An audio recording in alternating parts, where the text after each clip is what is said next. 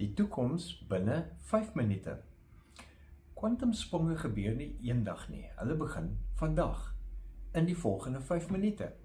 In die besluit wat jy nou neem, of jy dit uitstel en of jy dit aandurf. Ons het reeds genoem, 'n kwantumsprong is iets wat jou uit jou huidige wentelbaan neem. Nou is heeltemal anders, en niks daarna is dieselfde as wat dit voorheen was nie. Interessant lees ek in Psalm 118 vers 24. Dit is die dag wat die Here gemaak het. Laat ons daaroor juig en bly wees.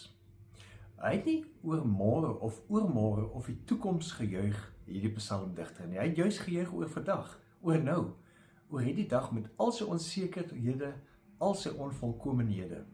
Oor hierdie dag wat verskillende oop eindes kan hê. Hierdie dag, hierdie moment, hierdie nou is God se gawe. En die kwantumsprong lê binne vandag, nie in 'n toekomstige era nie. Pritchard skryf sy boek U-Square hierdie eenstelling: The time for a quantum leap is always now, not when conditions improve, not when you feel ready, now.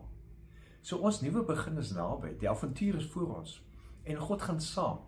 Hy wat deur Abraham getrek het na 'n vreemde land, hy wat deur die disippels te motiveer om oor grens heen te getuig van God se liefde, hy wat deur Paulus gereis het om die goeie nuus oral te bring, selfs in aaklige gevangenisse. So jy is eintlik gereed, nie omdat alles perfek is nie, maar omdat die een wat jou lewe rig perfek is.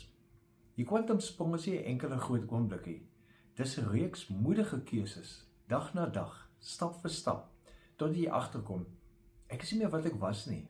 Ek het gespring, en God was elke sprong daar. God sal in elke sprong saam met my wees. So sê vandag ja vir God, 'n ja vir nuwe oë, 'n nuwe ja vir 'n nuwe en onbekende toekoms wat God jou wil wys. Jou lewe is nog nie verby nie.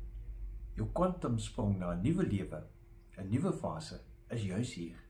Deur geïnspireerd.